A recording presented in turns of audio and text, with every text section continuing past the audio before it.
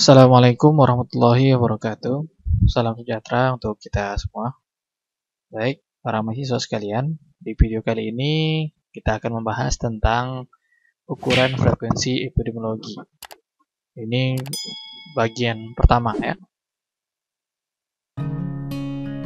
Nah, kenapa kita perlu melakukan pengukuran? Apa sih tujuannya dari frekuensi ini, pengukuran frekuensi ini?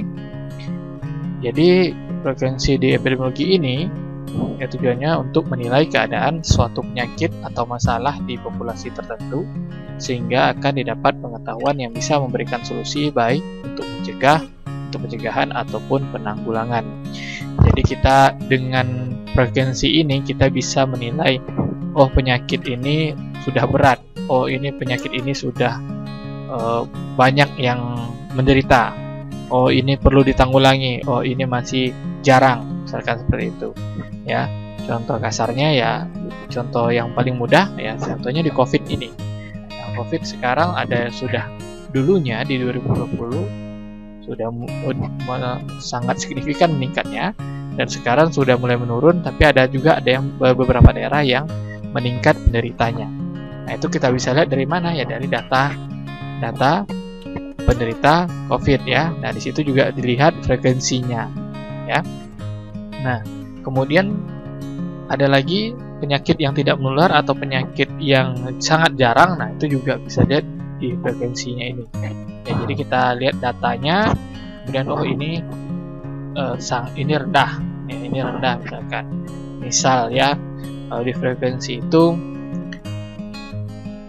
yang di populasi, misalkan ya frekuensi ini di populasi di kecamatan A ada 1000 penduduk, di kecamatan B ada 500 penduduk. Nah, kemudian di kecamatan A yang menderita COVID, kita kasih contoh aja, yang menderita penderita COVID itu ada sekitar 100 orang. Kalau misalkan tadi populasi kecamatan A 1000 ya.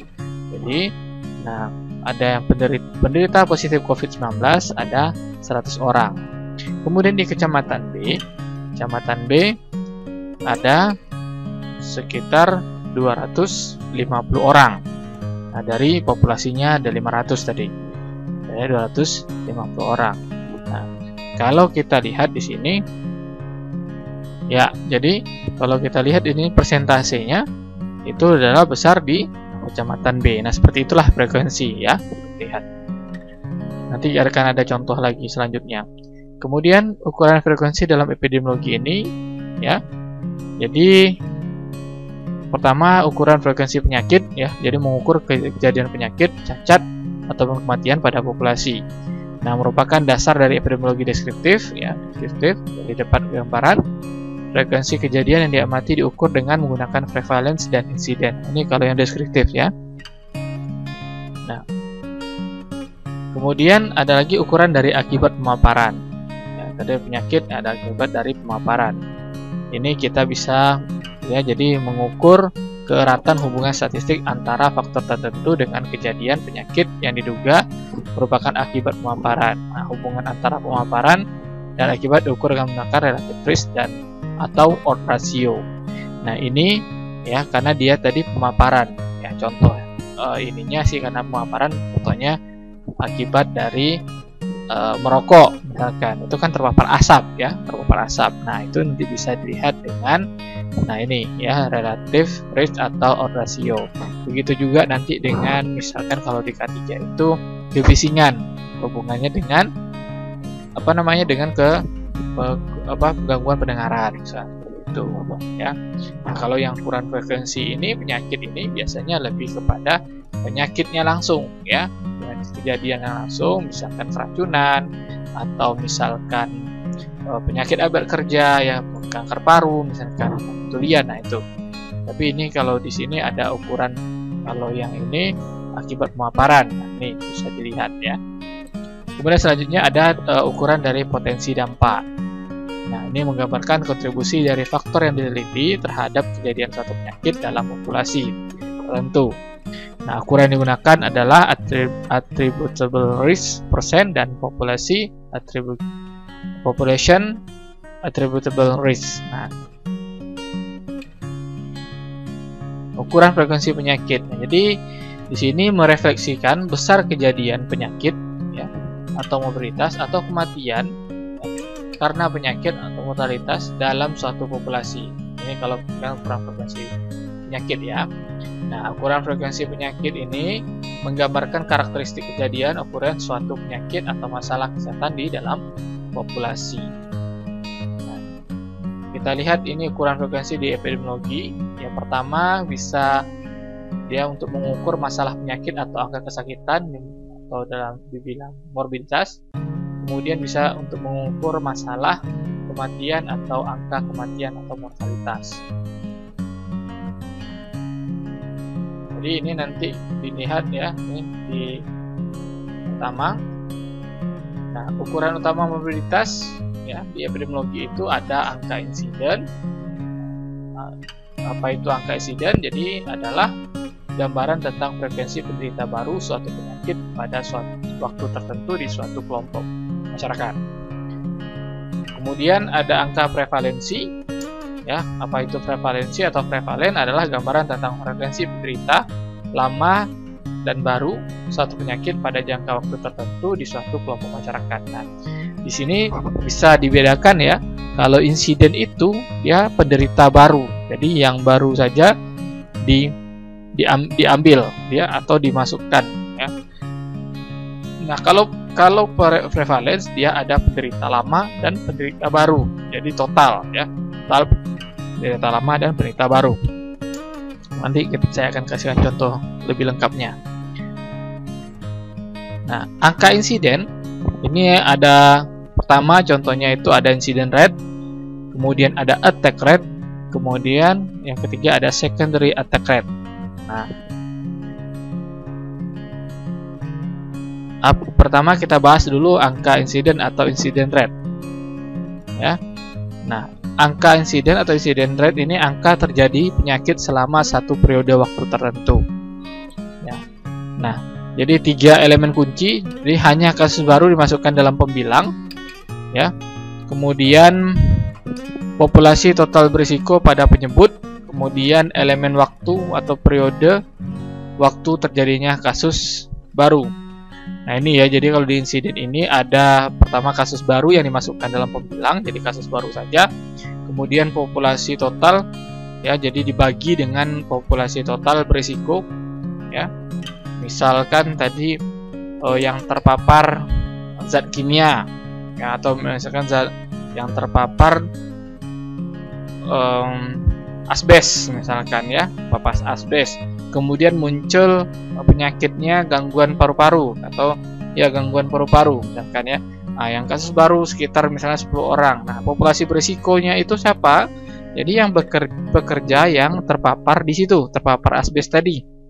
Nah, itu adalah populasi berisiko. Misalkan di pabrik semen ada jumlah pekerja yang mengolah yang terpapar, ada jumlah pekerja yang terpapar asbes itu ada sekitar 1000 orang. Nah, itu jadi populasinya. Kemudian yang menderita ada 500 atau ada 100 orang. Nah, itu jadi 100 dibagi 1000. Nah, ini tengok dilihat lagi elemen waktu periodenya ya. Nah, jumlah penderita baru suatu penyakit ditemukan pada suatu jangka waktu tertentu. Umumnya biasanya 1 tahun. Dibandingkan dengan jumlah penduduk yang mungkin terkena penyakit baru. Ini incident rate ya, tersebut pada pertengahan jangka waktu yang bersangkutan dalam persen atau per mil. Nah, ini ada 100% atau per mil, bisa per 1000 atau 100.000 atau per 100 ya. Jadi ini dilihat lagi. Nah, jadi dalam jangka 1 tahun ya biasa umumnya, atau 1 bulan ya, itu bisa dilihat incident rate. Nah, ini rumusnya. Jadi hampir sama di materi sebelumnya ya.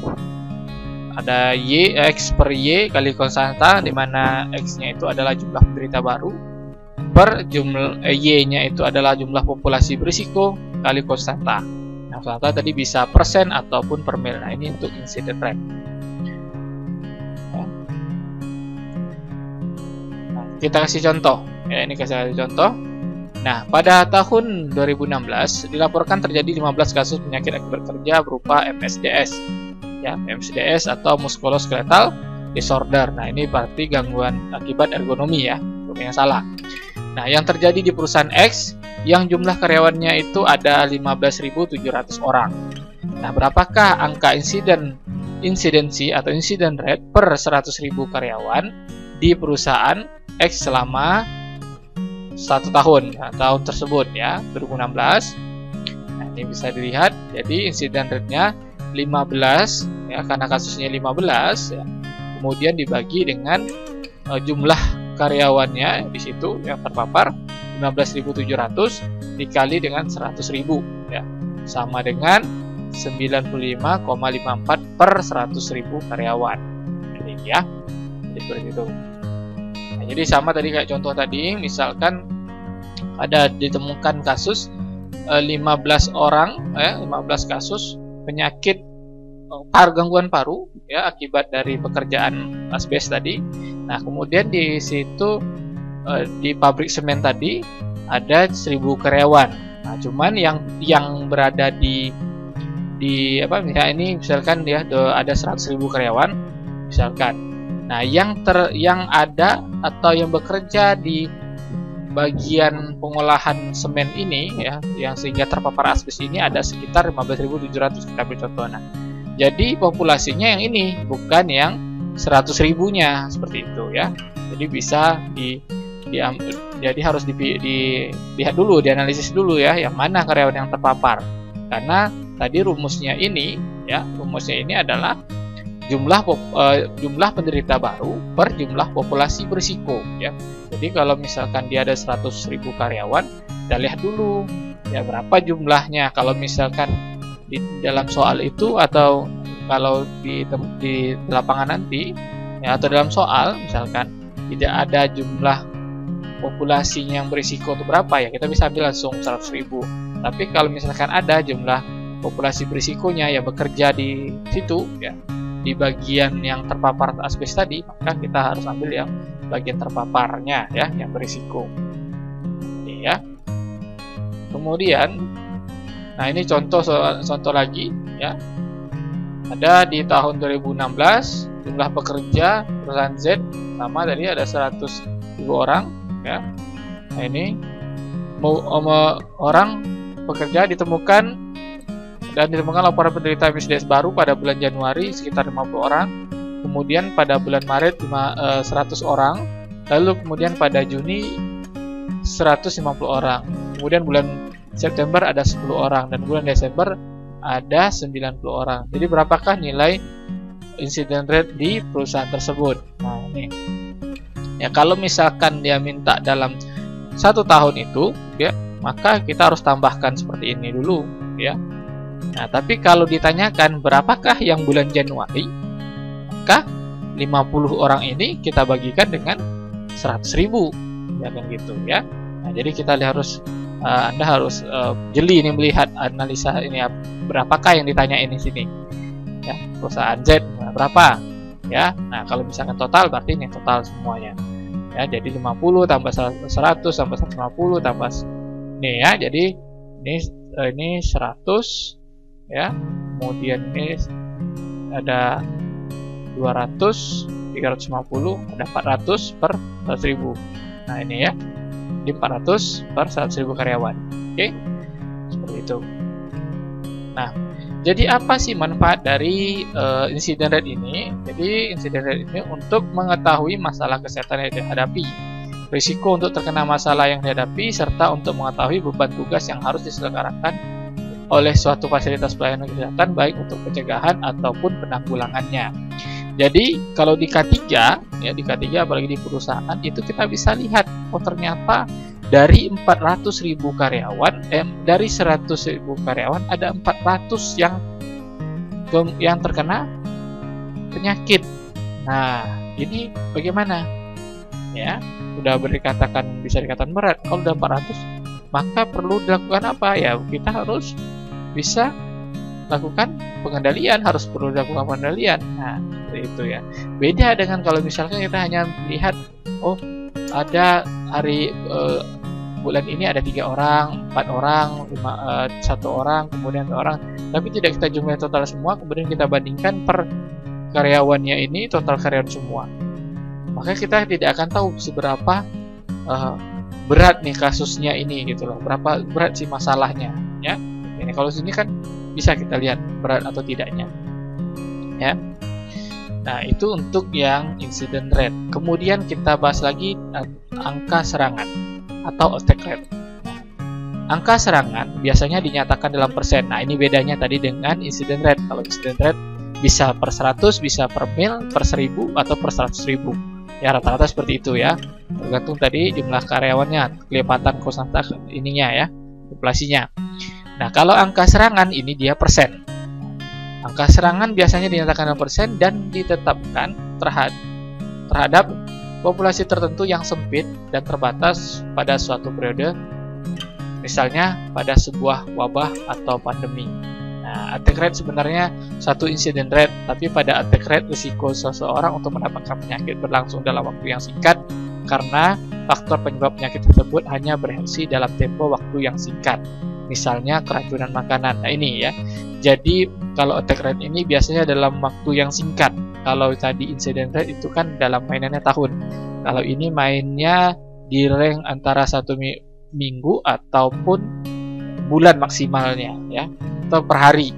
Nah, ini misalkan bisa nih keracunan makanan ataupun nanti keracunan gas atau H2S ya. Nah, rumusnya ini dia. Jadi jumlah penderita baru dalam satu saat per jumlah penduduk yang mungkin terkena penyakit tersebut pada suatu saat itu dikali konstanta. Atau misalkan jumlah penderita baru ya atau pekerja yang menderita ini sakit ini dibagi dengan populasi yang ada di situ ya. Nah, dikali konstanta. Ini persen konstantanya. Nah, atau bisa per mil juga ya. Oke, jadi contoh dari attack rate ini ya. Ini dia. Dalam sebuah perusahaan terjadi kasus keracunan makanan pada makanan yang disantap pekerja yang melibatkan 36 kasus, di mana 30 kasus pria dan 6 kasus wanita, ya, pekerja wanita.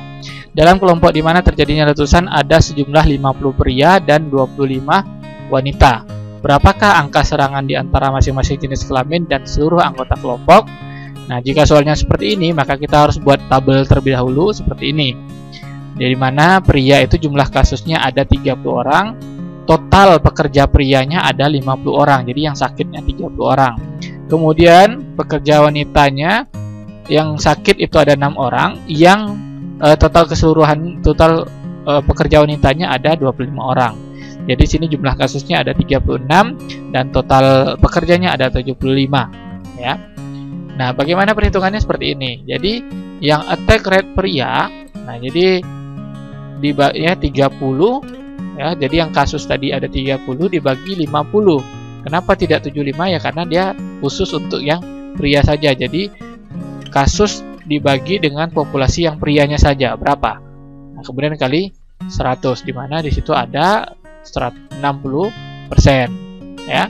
Lalu kemudian ada lagi attack rate wanita ya, ini ada 6 kasus dan total pekerja wanitanya ada 25 orang, jadi 6 bagi 25 sama dengan 24% ya. Dan attack rate keseluruhan 36 dibagi 75 mana ada 48%. Di sini inilah contoh perhitungan dari attack rate. Nah, manfaatnya apa? Jadi untuk memperkirakan derajat serangan atau penularan suatu penyakit. Sebab semakin tinggi nilai attack rate, maka semakin tinggi pula kemampuan penularan penyakit tersebut ya. Atau semakin tinggi pula lah kesempatan untuk terkenanya, misalkan seperti itu, atau tingkat keparahannya lah, tingkat serangannya ya. Ini dia tadi kan keracunan ya, semakin banyak berarti semakin cepat dia atau semakin tinggi risikonya gitu ya. Nah, begitu juga dengan kasus misalkan keracunan gas. Nah, itu kalau misalkan attack rate-nya ini tinggi ya, 60% nih pada pria, nah ini kan berarti tinggi nih ya, di atas 50%. Nah, ini bahaya. Begitu juga dengan ini ya. Jadi nah ini bisa dilihat ya dari attack rate. Nah, untuk melihat seberapa tinggi sih kemampuan dari zat tersebut ya. Kalau misalkan di tempat kerja ya, ataupun keracunan makanan ya, dalam penyakit. Nah, kemudian ada attack rate, ada secondary attack rate. Nah, ini bagaimana pula ya? Jadi secondary attack rate ini jumlah penderita baru suatu penyakit yang terjangkit pada serangan kedua.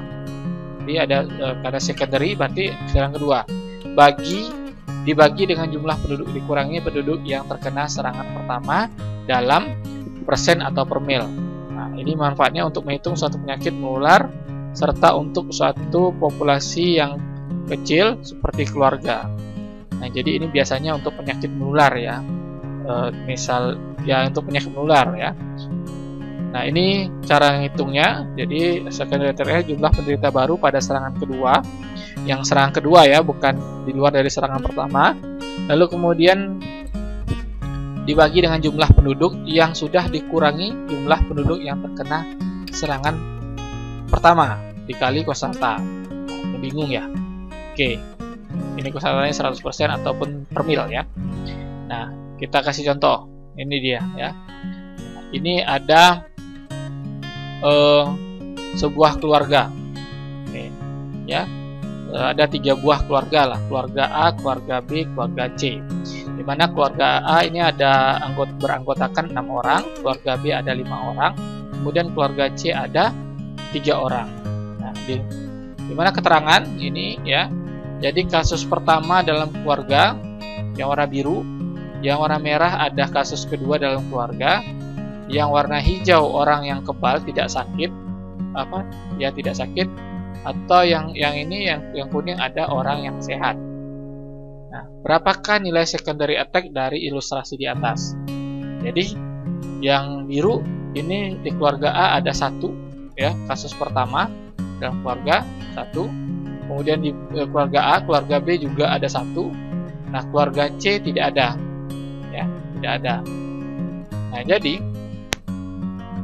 kemudian ada di kasus kedua sudah tertular dari ini ya, dari yang si biru. Ini ada 2 orang di keluarga A, keluarga B juga 2 orang, keluarga C ada 2 orang juga. Nah, kemudian yang kebalnya ini ada di A tidak ada, di B ada 1, kemudian di C ada 1. Nah, kuning orang yang sehat. Nah, berapakah secondary attack-nya ya? Rate-nya dari ilustrasi atas. Nah, ini ya. Jadi yang merah-merahnya saja 2 tambah 2. Nah, kemudian populasinya 6 dikurang 1 ya. Kenapa kurang 1 ya ini? Karena kan tadi yang pertama ya. Kemudian 5 dikurang di keluarga B ya, jumlah keluarga B 5 orang dikurang 1. Ini sebenarnya kurang ya, 5 dikurang 2. Kenapa dikurang 2? Karena ini yang kebal ini sebenarnya dia membawa penyakit ya. Dia juga kena tapi sama dengan yang biru, cuman dia kebal, tidak timbul penyakit. Nah, di sini 3 yang di keluarga C 3 kurang 1 karena yang kebal ini ya, kena. Nah, ini jadi ya seperti ini. Total yang secondary-nya ada 6. Ini ada ini kurang 1 5 tambah 3 tambah 2 ya. 5 3 8 tambah 10. Nah, kemudian 6 bagi 10 kali 100% maka dapatnya 60 ya. Nah, ini. Kemudian contoh selanjutnya lagi. Misalkan seperti ini.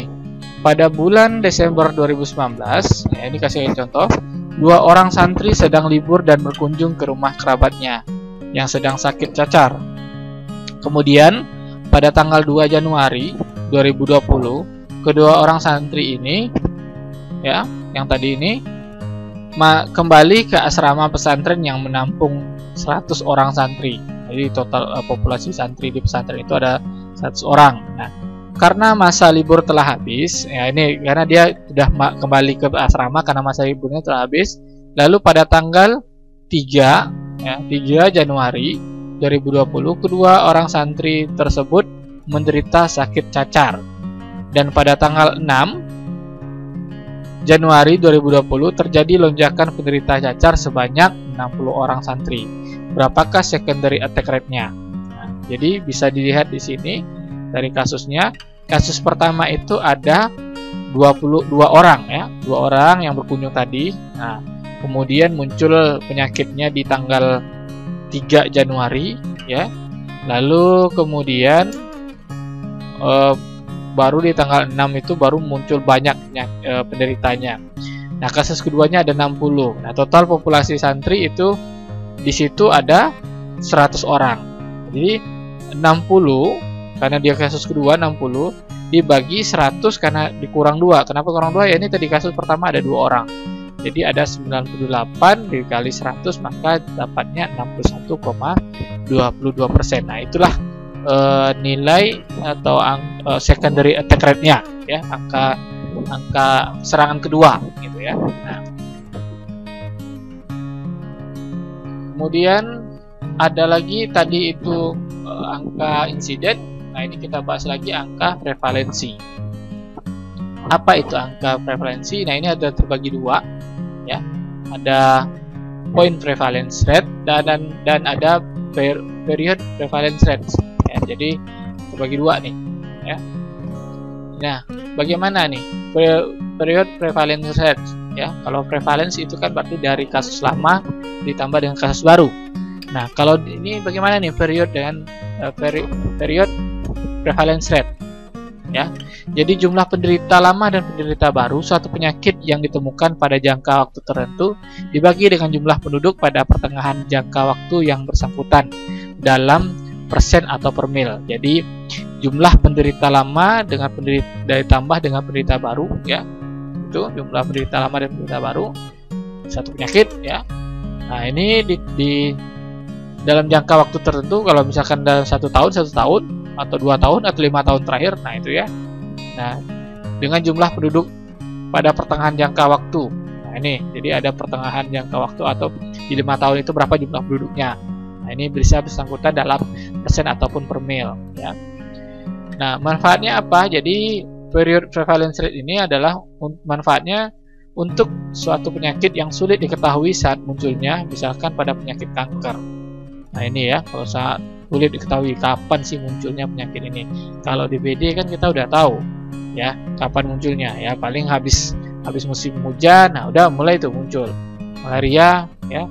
Nah, kemudian apalagi misalkan diare dan segala macam, nah itu kita tahu. Nah, kalau kanker ini kan sulit. Nah, ini makanya dia pakai period prevalence rate. Kemudian prevalence rate, nah ini rumusnya. Jadi period prevalence ya, jumlah penderita lama tambah penderita baru per jumlah penduduk pertengahan pada periode tersebut dikali konstanta. Konstantanya bisa 100% ataupun 1000 per mil ya, per mil. Nah, langsung aja ke contoh. Jadi suatu kantor dengan jumlah karyawan sebanyak 100 orang, di mana 20 orang diantaranya sejak 2 bulan yang lalu tidak masuk kantor karena menderita penyakit A. Dan selanjutnya pada hari ini 30 orang lainnya terpaksa pulang karena menderita penyakit yang sama, A juga. Nah, berapakah period prevalence rate-nya? Seperti ini ya. Jadi kasus lama ada 20 ya, kemudian kasus hari ini atau barunya ada 30. Jadi tambah 20 30, populasinya ada 100, jadi 50 per 100 kali 100%, maka period prevalence rate-nya ada 50% ya. Nah, kemudian ada itu tadi period prevalence rate. Nah, ini kita masuk ke point prevalence rate. Jadi point prevalence rate ini adalah jumlah penderita lama dan penderita baru suatu penyakit yang ditemukan pada suatu saat dibagi dengan jumlah penduduk pada saat itu dalam persen ataupun per mil. Jadi kalau point ini berarti kapan nih? Misalkan bulan Januari atau bulan Maret, misalkan poinnya di bulan Maret. Nah, maka kita jumlahkan penderitanya dari yang lama ya, dari bulan Januari misalkan atau Maret 2020 saja gitu ya. Nah, berarti Januari sampai ke Maret berapa? Nah, itu ya. Baru kita hitung ya. Nah, ini manfaatnya untuk apa? Mengetahui mutu pelayanan kesehatan yang diselenggarakan. Jadi misal COVID-19 nih ya, kita mau lihat dari Maret kemarin 2020 ya sampai dengan Maret 2021. Nah, ini bagaimana nih prevalence rate-nya? Nah, itu bisa kita lihat. Kita mau lihat sampai di mana nih mutu pelayanan kesehatannya. Kita dari Maret 2020 kita mau lihat di bulan Agustus. Berapa sih jumlah penderita baru dan penderita lamanya, nah, kemudian bagi total penduduknya. Nah, itu bisa kita lihat ya. Kalau misalkan masih tinggi atau misalkan tinggi dari jumlah penduduknya, berarti bagaimana nih pelayanan kesehatannya ya, apakah penanggulangannya sudah benar atau belum, atau sudah sesuai atau masih kurang. Nah, itu ya, dari poin prevalence rate. Nah, ini untuk rumusnya bersama tadi ya. Jadi penderita lama tambah penderita baru ya, kemudian dibagi dengan jumlah penduduk saat itu. Nah, kita kasih contoh suatu sekolah dengan murid sebanyak 100 orang. Nah, kemarin 5 orang, 1 hari yang lalu 5 orang menderita penyakit campak, dan hari ini 5 orang lainnya menderita penyakit campak.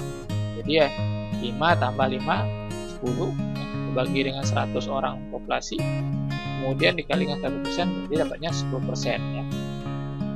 Mungkin ini hampir sama ya, tapi nanti bisa kita lihat bagaimana cara membedakannya, mana poin prevalence, mana barrier prevalence ya.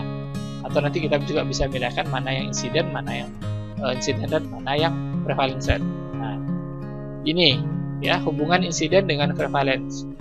Jadi besarnya nilai prevalence ditentukan oleh banyaknya orang yang sakit ya, sebelumnya insiden, serta lamanya orang tersebut menderita penyakit ya. Nah, meskipun jumlah orang yang sakit sebelumnya tidak begitu banyak, tapi jika penyakit berlangsung cukup lama, maka lama-kelamaan jumlah penderita akan meningkat karena terjadinya penumpukan jumlah orang yang jatuh sakit, sehingga angka prevalence untuk penyakit akan menjadi tinggi ya. Misal ini kalau Anda mau lihat, coba aja lihat kasus COVID-19 sampai saat ini udah berapa orang ya, bukan kasus baru. Kalau kasus baru itu insiden ya, tapi kalau sudah yang total keseluruhan, nah dalam ya total keseluruhan kasus COVID-19. Nah, kasus COVID-19 itu kan sudah yang lama-lama, ada yang meninggal, ada yang sehat dan sembuh, kemudian ada juga yang sehat sakit sembuh balik lagi sakit. Nah, itu juga ada. Jadi itu prevalence ya, prevalence. Jika diketahui angka insiden dan prevalence suatu penyakit, maka dapat dihitung lama berlangsungnya penyakit tersebut, durasinya. Nah, ini contohnya ya. Ini rumusnya. Jadi prevalence insiden kali D. Nah, ini ya. Jadi prevalence sama dengan insiden kali lamanya sakit atau durasinya ya. Kali D. Ini contohnya. Ya, ini kita kasih contoh. Nih, pada suatu wilayah X ditemukan pola perjalanan penyakit ya. Penyakit Y untuk dari bulan Januari sampai dengan Juni, sampai Juni aja. Misalkan kalau COVID ya, di satu daerah ya, satu wilayah nih. Nah, misalnya sini, berapakah angka insiden periode Februari sampai dengan Mei? Jadi Februari sampai dengan Mei. Nah, ini ya, jadi yang masuk periode periode Februari sampai Mei ini A, D, E, F dan G, karena dia incident rate. Jadi yang muncul saja, yang muncul. Nah, muncul ini ya. Nah, ini tandanya. Maka ini jumlahnya, jadi Februari sampai Mei ya. A, D, E, F, G ya. 5 kasus. Kemudian ada angka prevalence dari periode. Berapakah angka prevalence periode dari bulan Februari sampai dengan Mei? Nah, ini bedanya ya. Tadi insiden, ini prevalence. Ini dari Februari sampai Mei. Nah, ini dia yang masuk ke dalam angka prevalence 1A. Ini kenapa? Ya karena dia masih sakit sampai bulan Maret.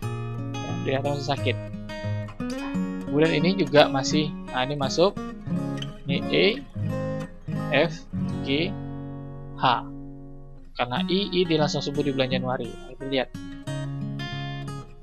Ya, ini ada 7 kasus ya. Kemudian ada angka point prevalence bulan Januari dan bulan Juni. Nah, ini gimana nih bulan Januari dan Juni? Kita kolomkan nih Januari, Ya, di Januari itu ada B, A, dan I. Kemudian di Juni itu ada A, nih karena dia masih sakit dari Februari sampai Juni, ya. Kemudian C baru muncul di Juni.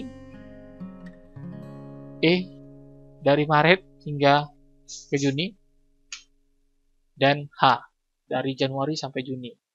Nah ini, jadi A, C, E, H, jadi 4 kasus ya. Jadi inilah dia cara menghitung angka poin prevalence ya. Jadi kalau bisa kita bedakan mana yang prevalence, mana yang insiden. Kemudian kalau dia poin berarti itu pertanyaannya adalah di waktunya, di Januari sama Juni. Kalau period berarti kan jarak periode ya, Februari ke Maret ya, atau Januari sampai Juni. Nah, itu ya. Nah, itu tadi terkait dengan pembahasan kita terkait dengan ukuran frekuensi epidemiologi. Semoga video ini bermanfaat dan terima kasih. Saya akhiri. Assalamualaikum warahmatullahi wabarakatuh dan salam sejahtera untuk kita semua.